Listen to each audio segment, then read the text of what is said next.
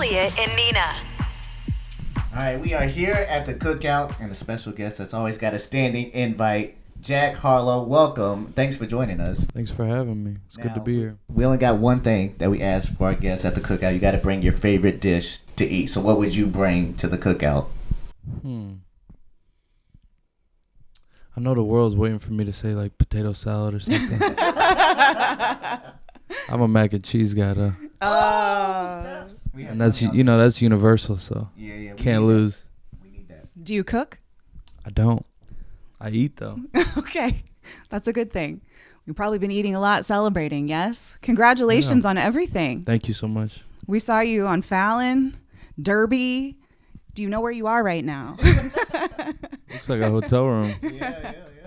But you were at the Derby. You're hanging out with Drake. Everybody saw it. Did he give you any advice to lead into this momentous release of your album and everybody just loving you, being one of the biggest artists on the planet right now? Yeah, I mean, he just gives me a lot of positive encouragement.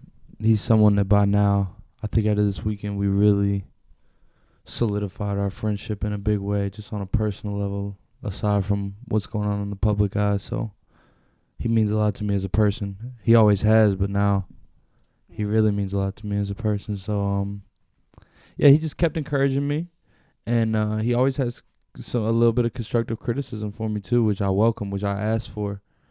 He pushes me, and which lets me know he cares. So, just an all around just phenomenal guy.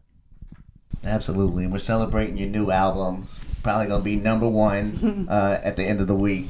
What was your approach to this album that was like different from the last one, and how have you grown since the last album? I was just a lot more hands-on with the production this time. I really was super focused on how I wanted all the beats to sound, and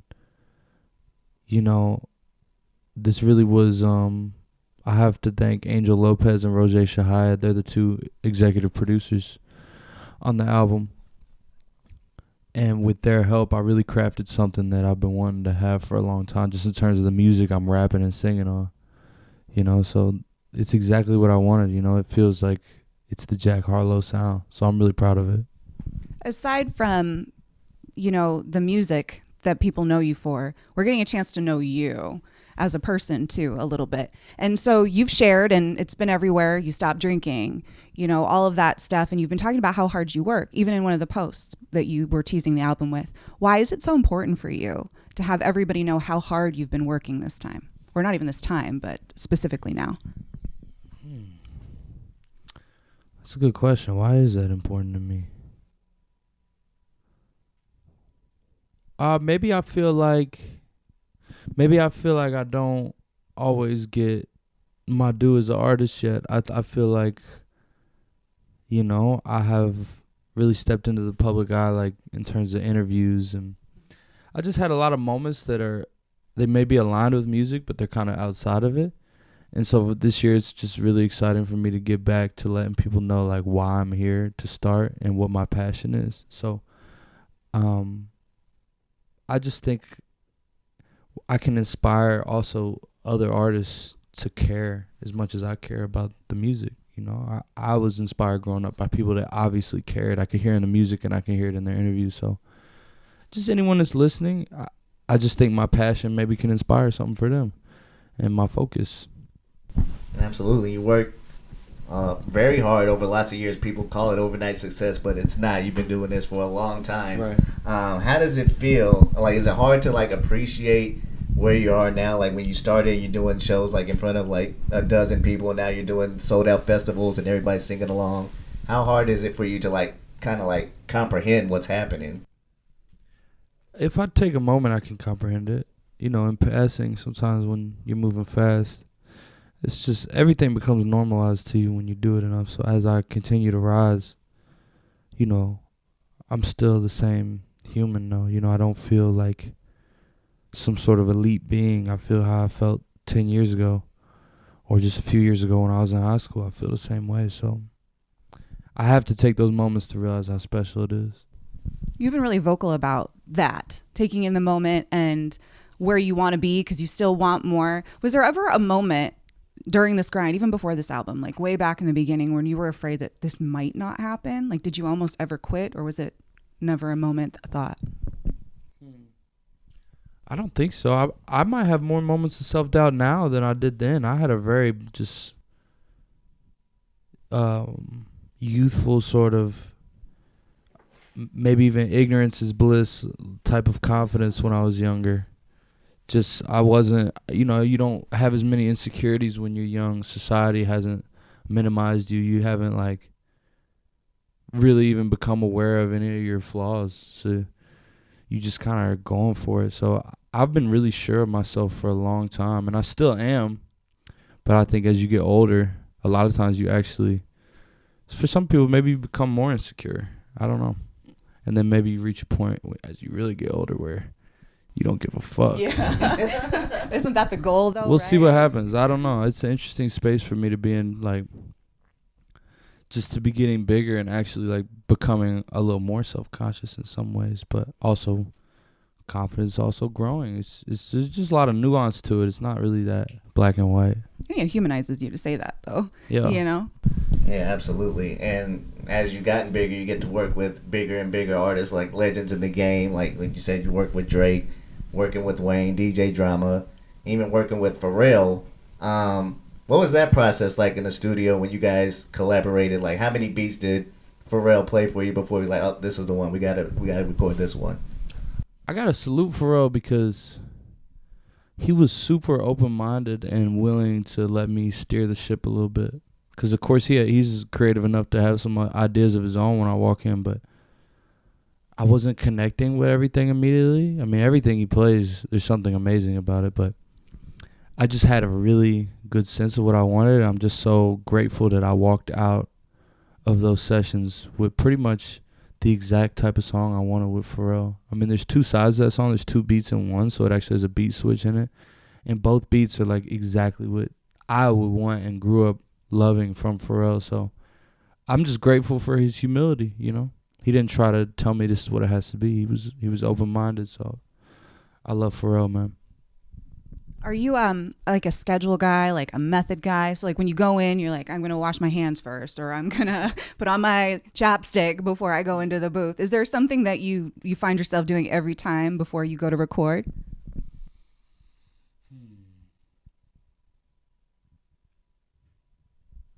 I don't want to be hungry. I don't want to get to the session and be hungry.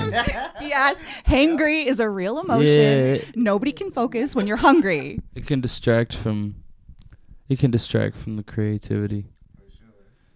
But I don't have too many pregame habits. I don't know. It is interesting how I have to find my way into the zone. It's usually when I let go is when I'm at my best, but it's like I can't have somebody sitting too close to me, like, once I start writing. Because I don't want people to hear what I'm writing. I don't want them to know what I'm thinking or coming up with. I want them to hear it when I get to the booth. So, like, when people are too close to me, I'll be like, in this irritable, like, yo, scoot over. Bubble. Or I'll go find a different corner of the room. But I'm really having the most fun when I'm writing out loud for everyone to hear. And it's like I'm already performing it, because then it's totally loose. But sometimes it just takes me a minute to, like, warm into that. Yeah. It's interesting. Yeah. Yeah. It's funny because I started in my bedroom as a kid, like, with no one in there with a beat on loop with the door locked. So it's like a safe space for me. So I have to find ways to get into my own space in a room full of the producers that I asked to come to the studio. Yeah, we got Jack Harlow here at the Cookout. You're going to be seeing him everywhere. He's doing everything. One of the projects you got coming up, the new movie, White Man Can't Jump. How have you been preparing for that, and what's more difficult, the acting or the playing basketball? I'll let you know. I haven't. We haven't started shooting yet. We start shooting very soon. Mm-hmm. I think the basketball, maybe. Really? I feel like to be excellent at basketball, it takes a lifetime. Yeah. Luckily, I've been playing enough that, I'm fairly competent, and I'm getting sharper and sharper as we get closer. So I'm going to be ready. But the acting, I've never acted, but something about it feels, I can't say that. I act every day depending on who's around. But this is my first role. But something about it feels like I don't know. I feel confident. I just feel like I have something for it, something innate. You don't feel nervous? Because this just came out of the air. They called you and were like, we want you for this movie. Where were you when that happened? Like, what was the vibe? Like, were you in a room? Yeah, I was in a room. Well, I mean, like your bedroom, like the bathroom. I was in a hotel room. Okay. I was butt naked. Yeah, there we go. And then, DJ Drama FaceTimed me and he was like, yo, Kenya Barris wants you to be in the new White Men Can't Jump. And I was like, sold. Well, that was easy. That's exciting. Congratulations. Thank you. Now, you also got this tour coming up. What are you doing to get ready for the tour, and what can people expect from this upcoming Jack Harlow production? Well, I'm excited because my album, a lot of the recording process, I was keeping concerts in mind. I think I was performing so much the last 6 months that I was going to the studio, and I had just been pretty recently on a stage, maybe an hour before or the day before. Point being that how the song would translate live was on my mind. So this album is full of songs that I think people are going to see how special they are live. Like, there's a lot of sing-along moments, and there's a lot of energy records that are kind of anthemic, some of which I didn't really have too many in my catalog beforehand. So my show is just going to be a whole new energy. I'm totally excited. I mean, my fans are just so amazing and feel good, and I just have so many sweet people in my crowd that it was already an experience, but I think now we're just adding so much gasoline to the fire. Special. So 2 questions. The first, the title of the album is kind of an ode to your fans, A little bit, yeah. Yeah. And then the other one, there's a lot of also heart melters. Am I the only person that is listening to these songs like, oh my God, I never looked at Jack Harlow like that before, but wow, look at you and what you're saying. So do you feel like you're going to play to the ladies a little bit during the show? I mean, the same way I said the songs were made with the show in mind, a lot of the songs were made with women in mind, for sure. Just from personal experiences. And, at these shows, the first few rows, I see a lot of young women in the crowd that are singing along and are so passionate and excited that I think maybe even subconsciously sometimes I'm making these records and I'm thinking, wow, like, they're going to love this. Mm-hmm. You know what I mean? So my music isn't just for one group, but that is a group that I see appreciating it, and that's, women around the world. Yes, they do. It's a big group. And you also say that you have a lot of warmth to give. I've seen that too a few times. I said that about 24 hours ago. Yeah. And you've been very friendly with women, which I appreciate, actually, that you're very much a gentleman and you're very sweet. Do you feel like you are open to receiving women the same way if they're like, love you? Like, is that okay? I'm incredibly open. Love you. Love you too.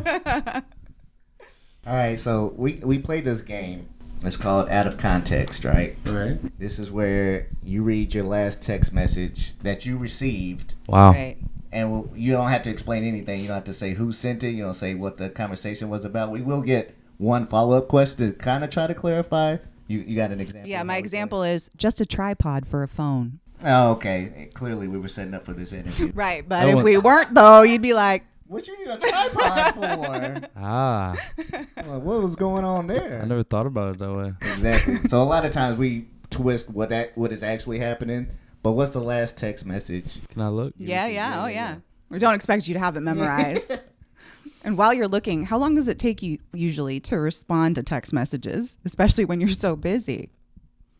It's all about the right moment. Yeah. Like, if it just lands at the perfect time when I'm looking at my screen and it compels me, it's like immediately. I'm actually a fast texter, but sometimes I miss them. It's just, you know how it goes. Yeah. Let's see. There's some long ones that are most recent. I'm trying to get like a quick one that'll work. Was one from your mom? Oh, son. It's a mystery. I know. Could be from anybody. Could be one from Drake at the Kentucky Derby. It's just like I want to give you something Yeah. better than, thank you. Or your food is downstairs. I mean, that could be a metaphor. Your food, though. Well, who's downstairs? Yeah, no, I'm looking for a metaphor, basically. I know this Yeah, ain't the point of the game. Let's see. I ain't gonna scroll up. I'm just gonna pick one. Okay. I'd do anything to make you smile. One of the songs on this album is called I'd Do Anything to Make You Smile. Somebody said, I'd do anything to make you smile, comma, makes me horny.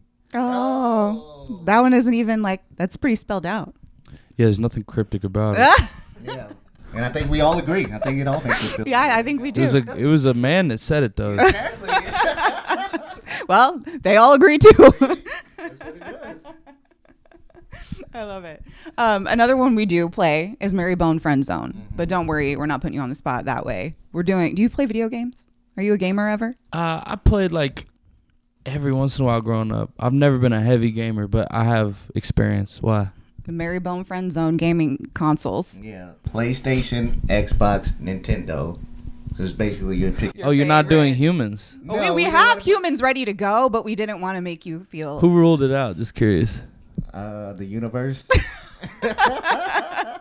You want us to do it? Universe. And you can decide if you want to answer or not? How about you give me the first three people, and then if it ain't right, we'll do the consoles. Okay. Dua Lipa, Sweetie, and Fergie. Let's do the consoles. We tried to warn you. Yeah, y'all want to go viral. I can see. I mean, it was just obvious. You've given it to us. It's just the people you interacted with. Right. It's Mary, okay. Mary, Mary. It's easy. I love that. Okay, good one. All right, yeah. You marrying all the So what was the consoles? Man? Xbox, PlayStation, Nintendo. Everybody watching this just went, they want me to do the other one. I mean, I grew up I played Xbox. I never had a PlayStation. Okay. So I'm boning an Xbox. I'm marrying a Nintendo, and I'm friend zoning a PlayStation. All right. That sounds about right. The next one can't be objects. Now we're just gonna leave it at that. That's so funny. We wanted to give you a chance to defend yourself because we've been hearing a lot of slander towards people whose names start with J. J's. They're saying they're the worst people to date. Yada yada yada. We got another J in the room. So we want to let you defend yourself with the J's. Like, are J's really that bad, or can you confirm that maybe they are that bad to date? I mean, what can I say? It's interesting the rep that us J names get. I also see it for Pisces, which is something I am too. So I don't know what it is about the J name. Do you feel like you fit it though, or you're like nah, or you're perfectly that? Well, what is the description you hear? You just can't really trust them. I can be trusted. They're just kind of trouble. I am trouble though. Mm-hmm. But the good kind of trouble. They're heartbreakers. I'm starting to understand. So maybe there's some truth to it. I don't know. I'm starting to love Jack more based off this. So that is what it It has is. to be real. I know, totally. Okay, before we wrap this up, last thing for you. We do something also called Life Hacks and Facts. Is there any hacks that you live by that you want to put people onto that helps you out during the day? Like some relationship hacks? If you want it to be relationship, it could be hair hacks. As a guy that starts with J, I have some hacks. Could be a cooking hack, dressing hack. Maybe, I mean, I don't know, 50% of the people watching might know this hack. This is something I learned a couple years ago. I constantly am getting deodorant on my shirts. Yeah. Okay. And one day somebody just told me, you just put your hand in a sock and wipe it with a sock. Oh. And the deodorant comes right off better than, there's nothing that could work better than that except washing it. But you don't be having sun. You're on the way out the house. So that's like the first thing that comes to mind. Yeah. I didn't know that. I didn't either. Grab Cotton a sock. Yeah. Always keep a sock. About to get a Hanes deal off that. Absolutely. Jack, you're a doll. Thank you. Thank you so much for taking the time with us, and congratulations, seriously, on everything. Watching you and getting to know you through the media, I understand, but it's cool. I feel like you can respect an artist more when you know more about them. Appreciate that. So, Thank you. Nice interview. Thank you. Thank you. Thank you so much. Jack Harlow at the Cookout. Woo!